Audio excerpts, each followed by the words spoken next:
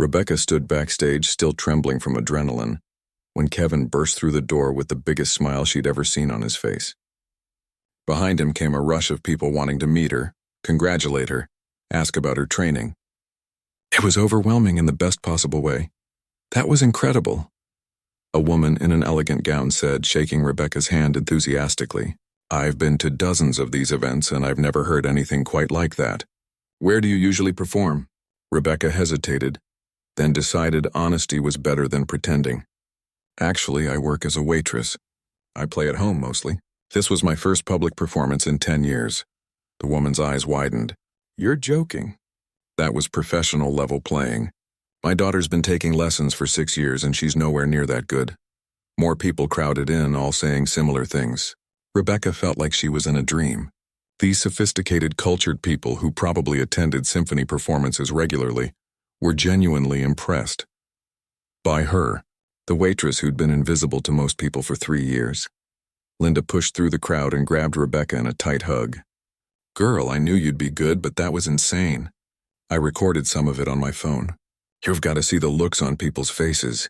Kevin finally managed to pull Rebecca aside as the crowd thinned out. "I need to tell you something.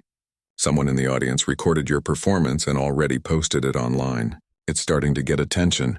Rebecca's stomach flipped. "Wait, what? Already?" He showed her his phone. The video was on Twitter, captioned, "Local waitress stuns crowd at community gala with hidden piano talent." It already had several thousand views and was climbing fast. "Is that okay?" Kevin asked, suddenly worried. "I can try to get them to take it down if you want." "I should have anticipated this might happen."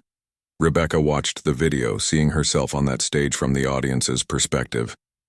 She looked different than she'd imagined. Not scared or out of place, but focused and alive. The comments below were already rolling in. This gave me chills.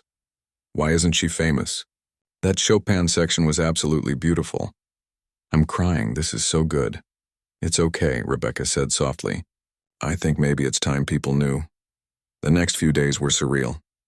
The video kept spreading, from Twitter to Instagram to Facebook to eventually being picked up by a local news website.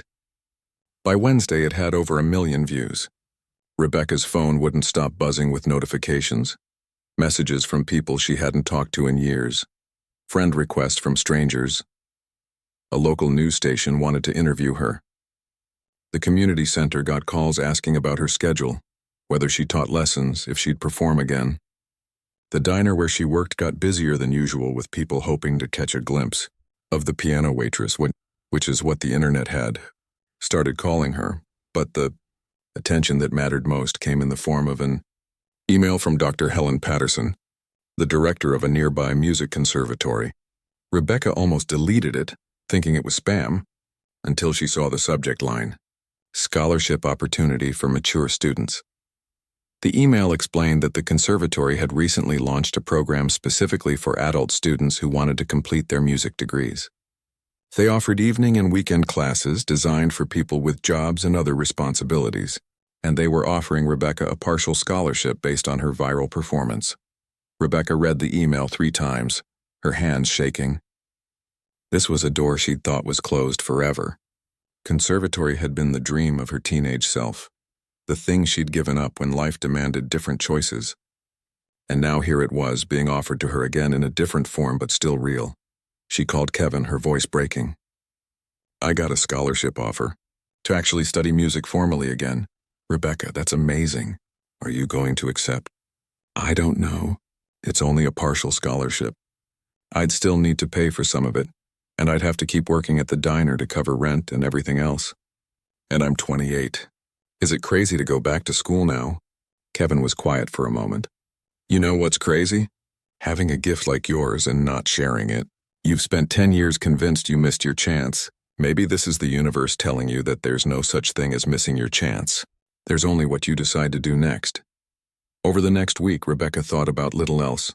The attention from the viral video was starting to fade, which came as a relief. She'd never wanted to be famous. But the opportunities it had opened up were still there, waiting for her to decide. She went back to the diner, back to her regular shifts. But everything felt different now. Customers recognized her sometimes, asked her about the performance, wanted to talk about music.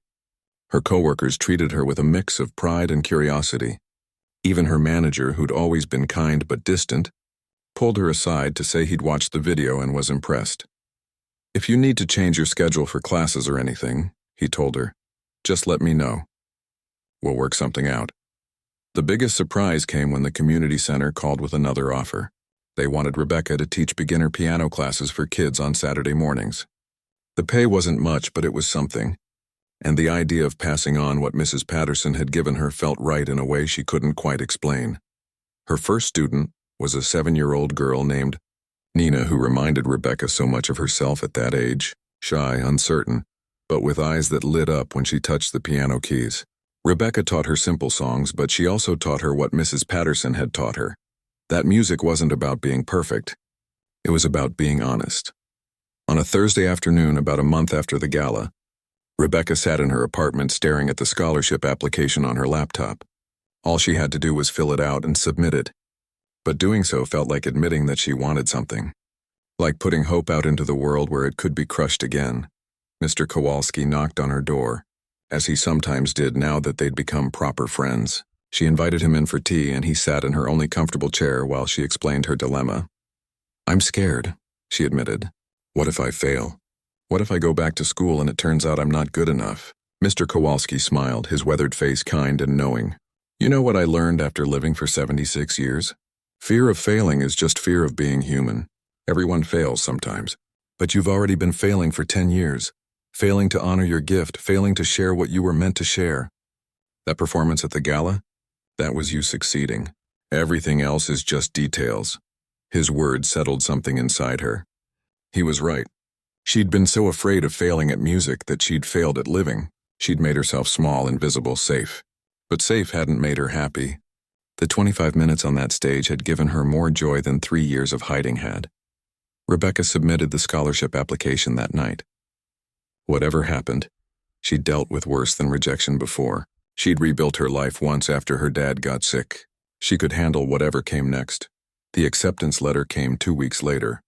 She'd been accepted into the program starting in the fall semester. Her partial scholarship would cover about 60% of tuition. She'd need to take out a small loan for the rest and keep working at the diner. But it was possible. Everything she wanted was suddenly, unexpectedly possible. On her first day of classes, Rebecca felt like she'd stepped into an alternate universe. She was older than most of the other students, but not the only mature student in the program. She met other people who'd taken winding paths to get there. A former accountant, a retired teacher, a single mom who'd always dreamed of studying music. The work was challenging. Balancing classes with her diner shifts and her Saturday morning teaching was exhausting. There were days when Rebecca questioned whether she could keep it all going. But then she'd sit at a piano and play, and remember why she was doing this. Not for fame or money or even career prospects necessarily, but because this was who she was and she was done pretending otherwise. The viral video's fame had faded, but its impact remained. Rebecca built a small following online, people who appreciated seeing someone pursue their dreams regardless of age or circumstances. She got occasional offers to perform at small venues. Nothing fancy, but enough to make her feel like a real musician again. More importantly, her teaching grew. What started as one class of beginners expanded to 3 classes of different skill levels. Kids came to her who couldn't afford traditional private lessons. Rebecca charged what families could afford, sometimes teaching for free when necessary. She thought of Mrs. Patterson, who'd done the same for her family when money was tight. One Saturday morning, 6 months after the gala, Rebecca was teaching when Nina's mother approached her after class. "My daughter practices every day now," she said, her eyes misty. "She comes home from school and goes straight to the piano. She says she wants to be just like you when she grows up." Rebecca felt her throat tighten. "Tell her she should want to be better than me. Tell her not to wait 10 years to believe in herself." But even as she said it, Rebecca realized she didn't fully mean it. Yes, those 10 years had been hard. Yes, she'd hidden herself and her gifts and lived smaller than she needed to. But those years had also taught her something valuable. They'd taught her that dreams don't expire, that it's never too late to choose differently, that the only real failure is giving up on yourself completely. She still worked at the diner, though she'd cut back to 4 shifts a week to make room for classes and teaching. She still took the bus and lived in her tiny apartment with the piano that took up too much space. But she also performed regularly now, studied music theory and composition, and taught kids who reminded her why music mattered in the first place. The other waitresses at the diner sometimes teased her about being famous, but it was good-natured. Linda still kept a copy of that viral video on her phone and showed it to anyone who'd listen. The regular customers asked about her performances in classes, treating her no differently than before, except that now they knew there was more to her story. Kevin became one of her closest friends. He'd given her the chance that changed everything, had seen something in her when she'd forgotten to see it in herself. They had dinner once a week, and he never missed her performances at the community center, where she now played several times a year for various events. Mr. Kowalski still left notes under her door after she practiced, though now they sometimes said things like, "That new piece needs more work on the middle section," because he decided to become her unofficial critic. She loved it, loved having someone who cared enough to really listen. A year after that night at the gala, Rebecca performed there again for the next annual fundraiser. This time she wasn't terrified. This time, she walked onto that stage knowing exactly who she was and what she had to offer. The audience welcomed her like an old friend, and she played for them with all the joy and gratitude she felt for this unexpected second chance at her first dream. As she took her bow to thunderous applause, Rebecca thought about the woman she'd been a year ago, exhausted, hiding, convinced her story was already written. She thought about the choice she'd made to say yes to Kevin, to play for one stranger and see what happened. She thought about all the small, brave decisions that had led her to this moment. Commanding the spotlight hadn't been about becoming famous or proving anything to anyone. It had been about finally allowing herself to be seen, to share what she'd been given, to stop apologizing for taking up space in the world. The waitress who'd served coffee and kept secrets had found her voice again, not by changing who she was, but by refusing to hide it any longer. And in the process, she'd learned the most important lesson of all. The only performance that truly matters is the one where you show up as yourself, completely and courageously, and trust that your honest expression is enough. It always had been. It always would be. She just had to be brave enough to believe it. The evening arrived with the kind of warm breeze that felt like nature was trying to be encouraging. Rebecca stood in her apartment, staring at the dress hanging on her closet door, and felt like she might throw up. She'd barely eaten all day. Her stomach was in knots and her hands had been shaking since she woke up. She took a long shower, hoping the hot water would calm her nerves. It didn't. She dried her hair, applied minimal makeup with trembling fingers, and slipped into the black dress that had seemed perfect in the consignment shop, but now felt all wrong. Too simple, too plain, not special enough for what she was about to do. Her phone buzzed. A text from Kevin. "The hall looks beautiful. The piano is tuned and ready. You've got this." Another text, this time from Linda at the diner. "Break a leg. You're going to be amazing." Even Mr. Kowalski had slipped a note under her door earlier that said, "Shine bright tonight." Rebecca looked at herself in the mirror one last time.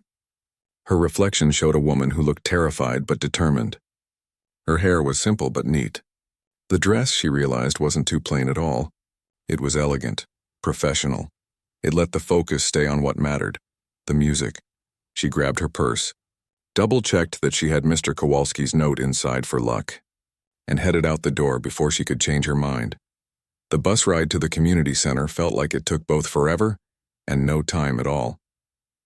Rebecca watched the city pass by the window, trying to remember every breathing exercise Mrs. Patterson had taught her for performance anxiety.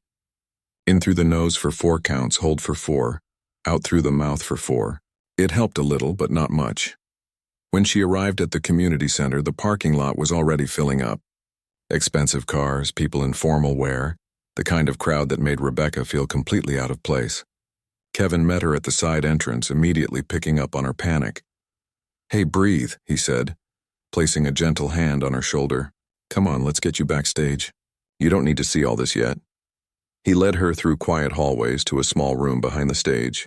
Through the walls, she could hear the murmur of voices, the clink of glasses, laughter. The gala was in full swing, and she was supposed to perform in 30 minutes. "I think I'm going to be sick," Rebecca whispered. That's normal, Kevin assured her. I've worked with dozens of performers. The really good ones are always nervous before they go on. It means you care. What if I mess up? What if I freeze like I did during practice last week? Kevin crouched down in front of her chair, meeting her eyes. Then you take a breath and keep going. Rebecca, these people don't know what you're supposed to play. They don't have the sheet music. If you make a mistake, 99% of them won't even notice. And the 1% who might notice won't care, because they'll be too busy being moved by what you're doing. Easy for you to say. You're not the one who has to go out there. You're right. But I'm the one who heard you play 3 weeks ago and knew immediately that you were special. Trust that version of me, okay? Trust that I wouldn't have asked you to do this if I didn't believe you could. Rebecca nodded, trying to absorb his confidence even though she couldn't feel it herself. She could hear the sounds of the gala continuing beyond the door. Hundreds of people all dressed up, all expecting something impressive. And here she was, a waitress who'd spent the last 3 years hiding her talent, about to pretend she belonged on a stage. Kevin left to check on the schedule, and Rebecca sat alone with her thoughts. This was it, the moment she'd spent 3 weeks preparing for, 3 years avoiding and really 10 years running from. Every choice she'd made since her dad got sick had led her away from this kind of moment. Away from exposure, away from risk, away from the possibility of failing at the thing she loved most. But here she was anyway, and it was too late to back out now.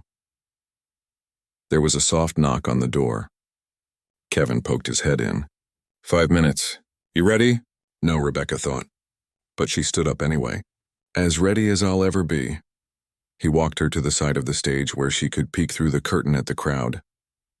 The community center hall was transformed. Elegant lighting, beautifully decorated tables, well-dressed people everywhere. The stage was lit with warm lights, and in the center sat that magnificent Steinway piano, waiting for her. The MC was at the podium, wrapping up announcements about the evening's cause and thanking sponsors. Rebecca's heart was pounding so hard she thought everyone in the room must be able to hear it. Her palms were sweating, her legs felt weak. And now, the MC said, we have a special musical performance for you this evening. Please welcome Rebecca Torres. That was her cue. This was happening. There was no turning back now. Rebecca walked onto that stage feeling like she was moving through water. The applause was polite, expectant. She could feel hundreds of eyes on her, judging, wondering, waiting. She made it to the piano bench, sat down, adjusted her position slightly. The audience settled into silence, and that silence was louder than any noise she'd ever heard. Her hands moved to the keys and hovered there. This was the moment Mrs. Patterson had always talked about. The moment where you decide who you're going to be. The moment where fear either wins or you do. Rebecca took one deep breath, closed her eyes for just a second, and made a choice. She wasn't going to play as someone trying to prove something. She wasn't going to play as the scared waitress who felt out of place. She was going to play as herself. All the disappointment, all the hope, all the music that had lived inside her for 10 years with nowhere to go except her tiny apartment at night. She began Claire de Lune, and the first note seemed to stop time. The moment her fingers touched those keys, everything else disappeared. The audience, the fancy hall, the pressure, the fear, all of it faded into nothing. There was only the music and the piano and her. The Debussy piece flowed from her fingers like it had been waiting its whole existence just for this moment. Every delicate note, every gentle phrase, every subtle dynamic shift came out exactly as she'd imagined it.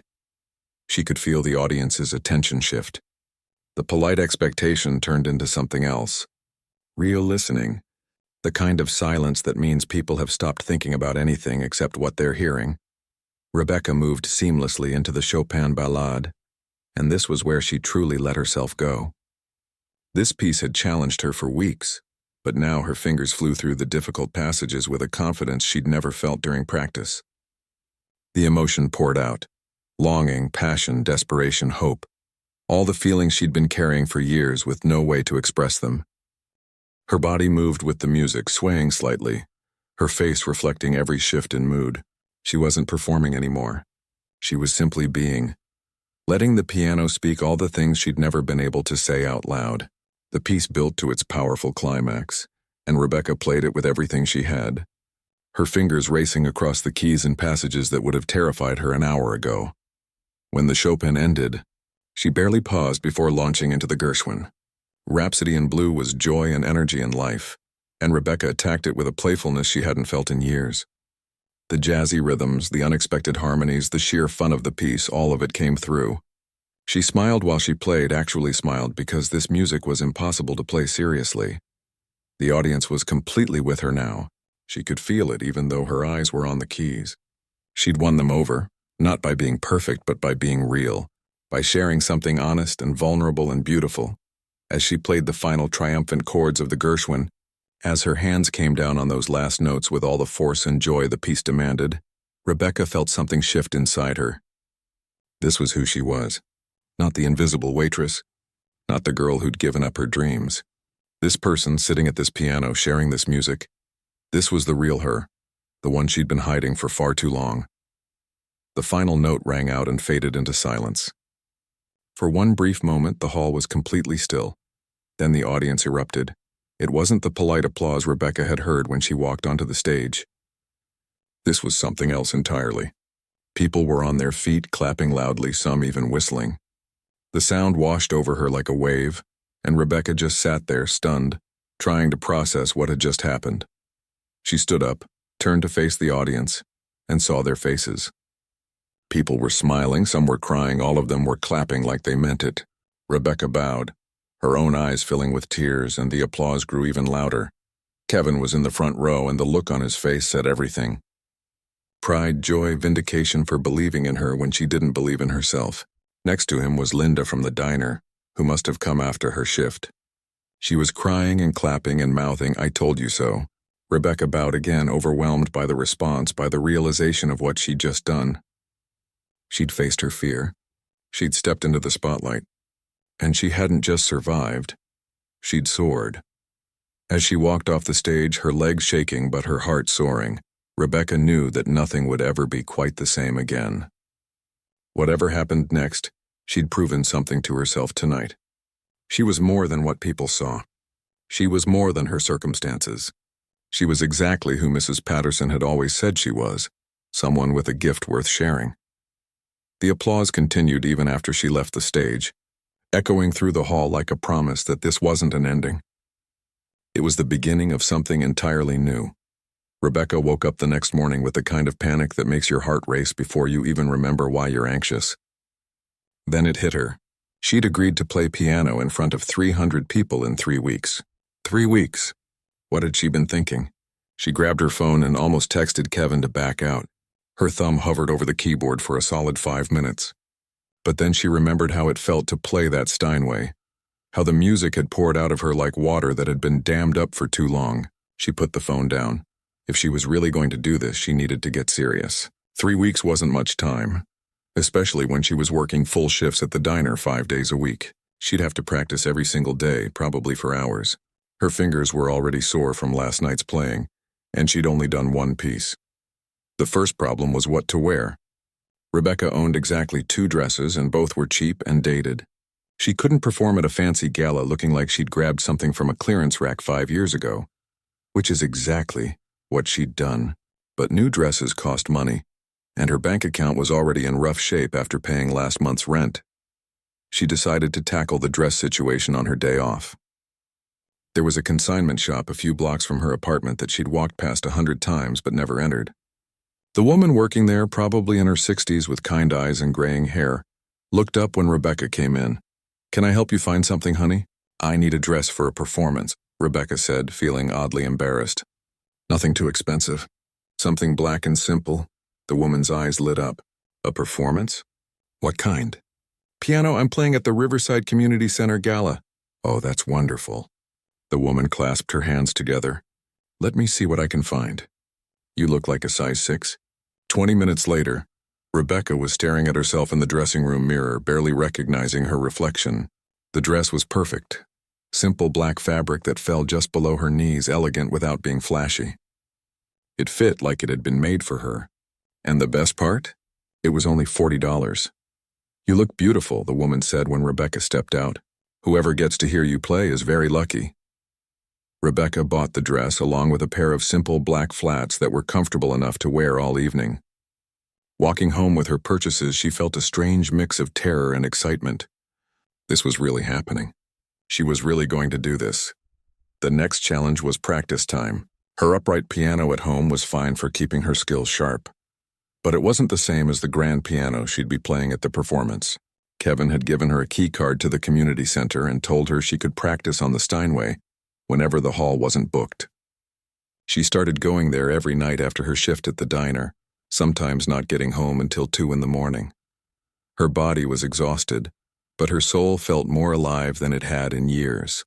She'd forgotten what it was like to practice with purpose, with a goal in mind. In her apartment, she played for peace, for escape. But preparing for the gala was different. Every run-through of her chosen pieces mattered. Every mistake needed to be fixed.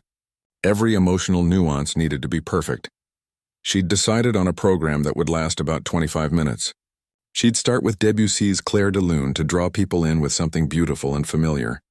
Then she'd move to Chopin's Ballade No. 1, which was technically demanding and emotionally powerful.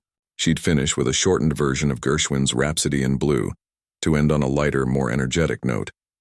But knowing what to play and actually playing it perfectly were two very different things.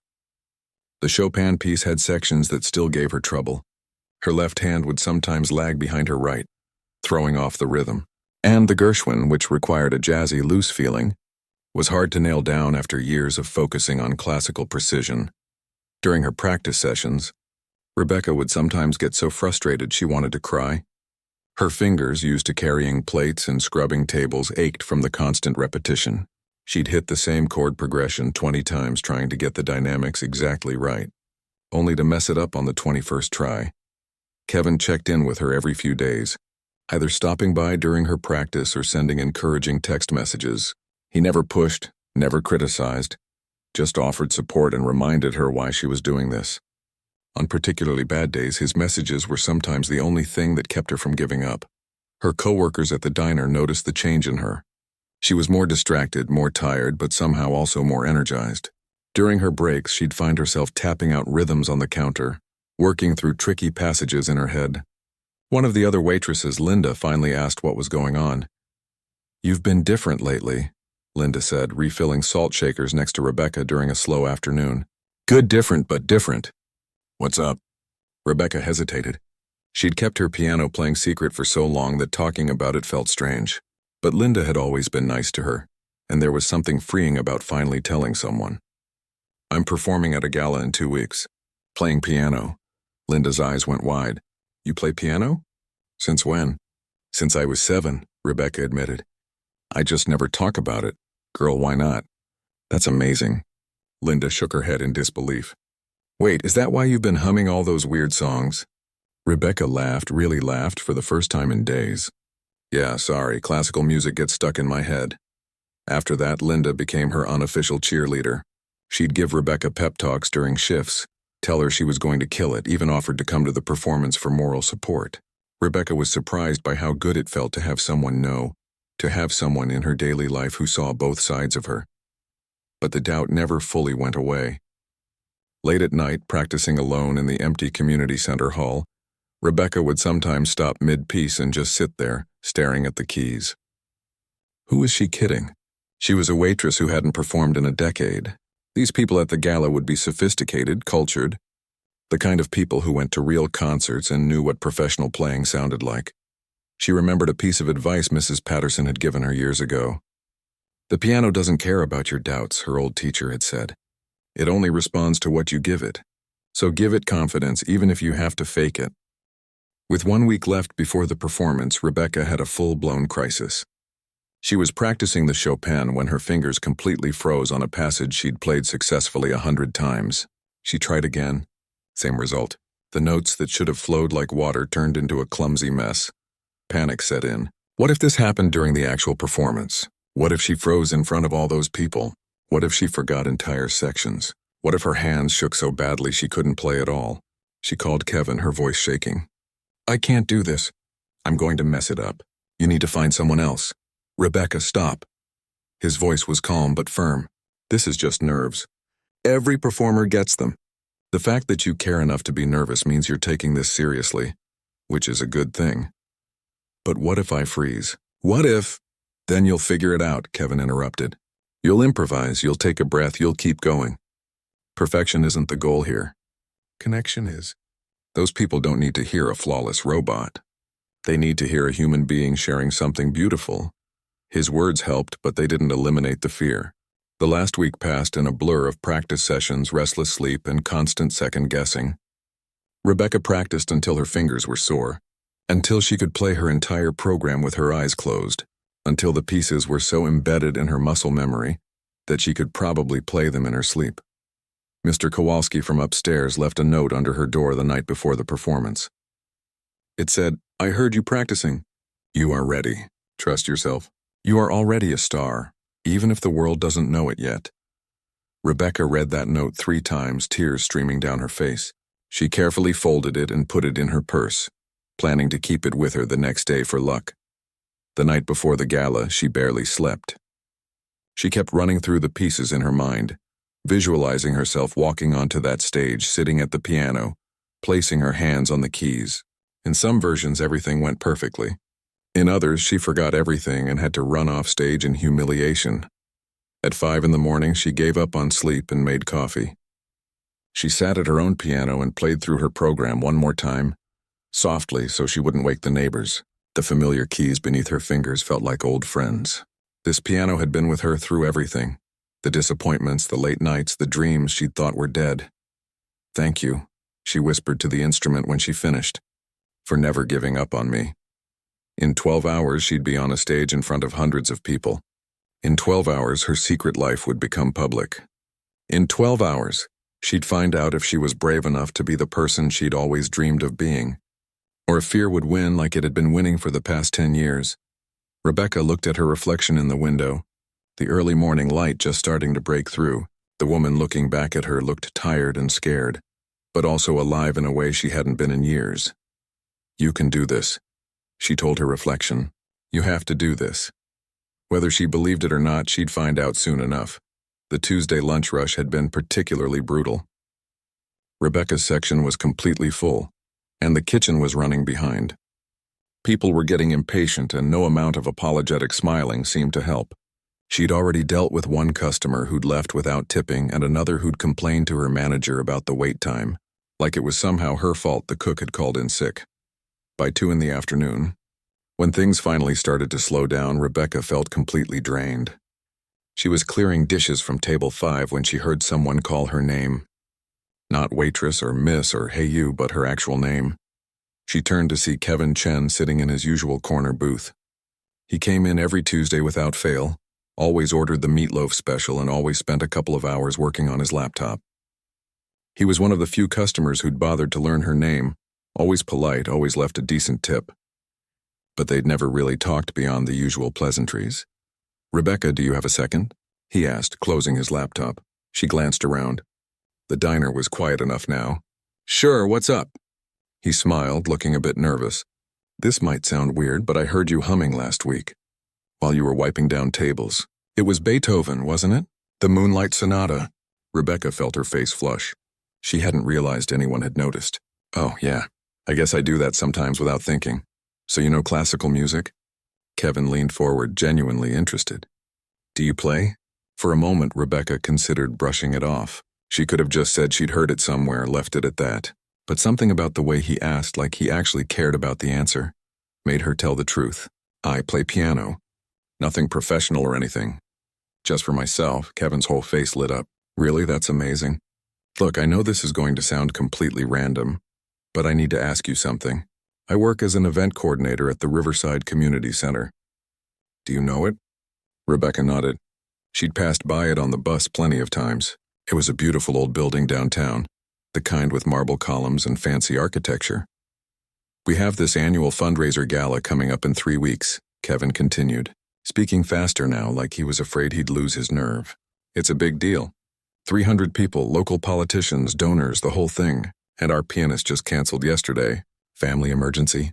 We're completely stuck." Rebecca's stomach dropped. She could already see where this was going, and panic started creeping up her throat. "Kevin, I don't think—" "Just hear me out," he interrupted gently. "I know it's a lot to ask, but I heard you humming Beethoven, and you weren't just humming the melody. You were humming the whole structure, the way someone who really understands the piece would. That's not something casual players do. So I have to ask, would you be willing to audition? No pressure, no commitment. Just let me hear you play, and if it doesn't work out, no hard feelings. I promise. Rebecca's mind was racing. Play in front of 300 people? At a gala? She'd be wearing her diner uniform in her mind forever if she agreed to this. I haven't performed in public in over 10 years. The last time was my high school recital. 10 years isn't forever, Kevin said softly. And talent like yours, it doesn't just disappear because you haven't been on a stage. You don't even know if I'm any good. Rebecca protested weakly. Then let me find out, please. Come play for me. If I think it won't work, I'll tell you honestly. But Rebecca, I have a feeling about this. I've been doing events for 7 years. I've heard a lot of musicians, and something tells me you're special. The rational part of Rebecca's brain was screaming at her to say no, to make up an excuse, to keep her two lives separate like she'd been doing for years. But there was another part, a part she'd been trying to ignore for a long time that was screaming yes, that was tired of hiding, that remembered what it felt like to play for someone other than herself and an elderly neighbor who left notes under her door. When would you want to hear me play? She heard herself asking. Tonight? After your shift? Kevin pulled out his phone. I can meet you at your place, or we could use one of the practice rooms at the community center. Whatever makes you comfortable. Rebecca thought about her tiny apartment, her beat-up piano with the sticking keys. If Kevin was going to hear her play, if she was going to be judged on whether she was good enough for a gala, she wanted him to hear her at her best, not limited by an instrument that was held together with hope and determination. The community center, she decided. I get off at 10. Kevin's smile was genuine and warm. Perfect. I'll meet you there. And Rebecca, thank you for even considering this. You have no idea how much pressure you're taking off me. As he packed up his laptop and left, Rebecca stood frozen by the coffee station, wondering what she'd just agreed to. Her hands were already shaking, and she had 8 more hours before she'd have to actually play for him. 8 hours to regret this decision. 8 hours to remember every reason why this was a terrible idea. But underneath the panic, there was something else. Excitement. The kind of flutter in her chest she hadn't felt since she was 17 and performing at competitions. The feeling of possibility. The rest of her shift passed in a blur. She messed up 2 orders, forgot to refill the sugar dispensers, and had to apologize to her manager for being distracted. All she could think about was what she'd play for Kevin. Should she go with something safe and classical, or show off a little with something technically challenging? Should she explain about her past, about the training she'd had before everything fell apart, or just let the music speak for itself? By the time 10 o'clock rolled around, Rebecca had changed her mind about doing this approximately 47 times. But she still showed up at the Riverside Community Center, her heart pounding so hard she could feel it in her throat. Kevin was waiting outside, and he led her through the quiet building to a large hall. In the center of the stage sat the most beautiful piano Rebecca had ever seen. A Steinway grand, glossy black, looking like it cost more than she'd made in her entire 3 years at the diner. Take your time, Kevin said, gesturing to the stage. I'll just be in the 3rd row. Play whatever you want. Play what makes you happy. Rebecca walked onto that stage feeling like she was in a dream. Or maybe a nightmare. She couldn't quite tell which. Her hands were sweating. Her legs felt unsteady. But when she sat down at that piano bench and placed her fingers on those keys, something shifted. This piano didn't stick. The keys responded to the slightest touch. The sound that came out was rich and full and perfect. It was like speaking after years of whispering. It's like running after years of walking. Like finally being able to say everything she'd been holding inside. She closed her eyes and started to play. She chose Un Sospiro by Liszt. It was one of the hardest pieces she knew, full of cascading notes and delicate emotion. She'd practiced it hundreds of times in her apartment, but it had never sounded like this. The piano brought out every nuance, every subtle dynamic she'd been trying to achieve. Her fingers flew across the keys, and for the first time in years, Rebecca forgot to be afraid. She forgot about the diner. She forgot about Kevin sitting in the audience. She forgot about the 300 people who might hear her play if she agreed to this. All that existed was the music and her and this perfect, beautiful instrument that seemed to understand exactly what she was trying to say. When she finished, the silence in the hall felt enormous. Rebecca opened her eyes and looked out into the empty seats, suddenly terrified of what Kevin would say. Had she made mistakes? Had she been too ambitious choosing such a difficult piece? Had her years away from formal training shown through? Then she saw Kevin's face and she knew. He was crying. Not sobbing, but tears were definitely sliding down his cheeks and he wasn't bothering to wipe them away. "Rebecca," he said, his voice thick with emotion. I don't even have words. Where did you learn to play like that?" She told him then, standing on that stage with the piano behind her. She told him about Mrs. Patterson and the competitions and the conservatory dreams. She told him about her dad getting sick and the gap year that never ended. She told him about working at the diner and playing only for herself and feeling like that part of her life was over forever. Kevin listened to all of it, and when she finished, he stood up and walked to the edge of the stage. "You have to do this, Gala," he said firmly. "Not for me, not for the community center, but for yourself. Rebecca, you're too talented to keep hiding. What I just heard, that's the kind of playing that changes people. That makes them feel something real. The world needs to hear what you can do." Rebecca wanted to argue, to list all the reasons why this was crazy. But standing there on that stage with the warmth of the piano still in her fingers and the memory of how it felt to truly play resonating in her chest, she couldn't find the words. "Okay," she whispered. "I'll do it." The smell of burnt coffee and bacon grease had become so familiar that Rebecca barely noticed it anymore. She moved through the diner like she'd done it 1,000 times before because she had. Table 3 needed a refill. The couple at table 7 wanted their check. The businessman in the corner booth was waving for more napkins. Her feet hurt in those cheap sneakers she kept meaning to replace, but there was always something else that needed the money more. 3 years. That's how long she'd been doing this dance. Balancing plates, forcing smiles, pretending that the rude customer who snapped his fingers at her didn't make her want to scream. But she needed this job. The tips, as unpredictable as they were, kept her landlord off her back. Mostly. What nobody knew, what none of these people who saw her as just another waitress could possibly imagine, was that Rebecca had a secret. Not a scandalous one or a dangerous one, but a secret that lived in her chest like a bird desperate to fly. Every single night after she hung up her apron and dragged herself home on the bus, she became someone completely different. Her apartment was tiny. One room that served as bedroom, living room, and kitchen all at once. The bathroom door didn't close properly. The radiator made weird clanking sounds all winter. But against the wall, taking up way too much space for such a small apartment, sat an old upright piano. The wood was scratched. Some of the keys stuck if you didn't hit them just right. But to Rebecca, it was more valuable than anything else she owned. When her fingers touched those keys, the exhaustion melted away. The ache in her feet disappeared. The frustration of being treated like she was invisible evaporated like steam. She would play for hours, losing herself in pieces by composers whose names most people couldn't pronounce.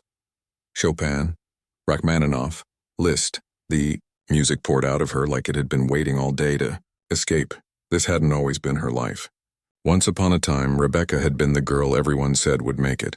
She'd started piano lessons when she was 7 years old, and her teacher, Mrs. Patterson, had immediately seen something special. While other kids struggled through simple songs, Rebecca played like she was speaking her native language. The piano just made sense to her in a way that nothing else ever had. By high school, she was winning competitions. Not the big fancy ones in concert halls, but the regional ones that made her parents proud. Her room was full of certificates and ribbons. She practiced 4 hours a day, sometimes more. She had dreams bigger than her small town. She was going to study at a real conservatory. She was going to be a concert pianist. She was going to travel the world and play in places where people appreciated real music. Then everything fell apart. It happened during her senior year. Her dad got sick. Not regular sick, but the kind of sick that eats through savings accounts and college funds like termites through wood. The kind of sick that turns families inside out and leaves everyone exhausted and scared. The acceptance letters she'd been working toward her whole life suddenly didn't matter. The scholarship offers that had seemed so exciting became impossible to accept because someone needed to help pay the medical bills and keep the house running. Rebecca took a gap year. That's what she told everyone.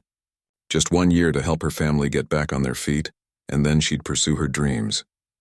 But 1 year became 2, then 3, then 5. Her dad got better, thank God. But by then the momentum was gone. The conservatory offers had expired. Her competition wins were old news.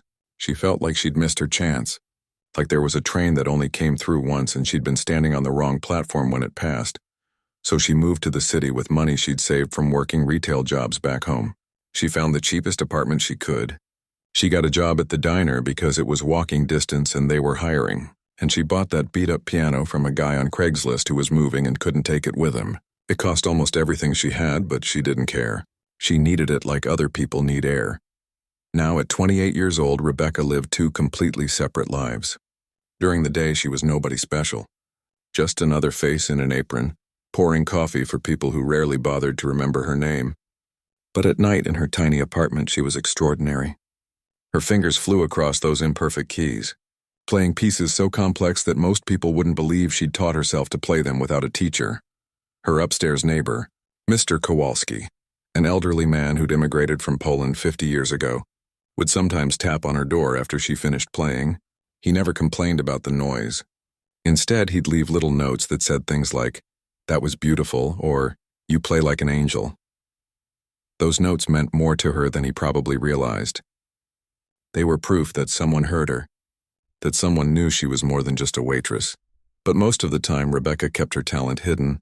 She didn't tell her co-workers at the diner. She didn't post videos online like some people suggested when she mentioned in passing that she played. She just wasn't ready for that. Playing was private, something just for her. It was the one thing in her life that hadn't been touched by disappointment or compromise. Sometimes, while she was at work, she'd catch herself humming classical pieces that got stuck in her head. She'd be wiping down a table and realize she was humming a Beethoven sonata under her breath. Most people didn't notice, or if they did, they didn't recognize what she was humming. But occasionally someone would give her a strange look, like they were trying to figure out how a diner waitress knew classical music. Rebecca had gotten used to feeling invisible. When you work service jobs, you learn quickly that most people look through you rather than at you. They see the uniform, not the person wearing it.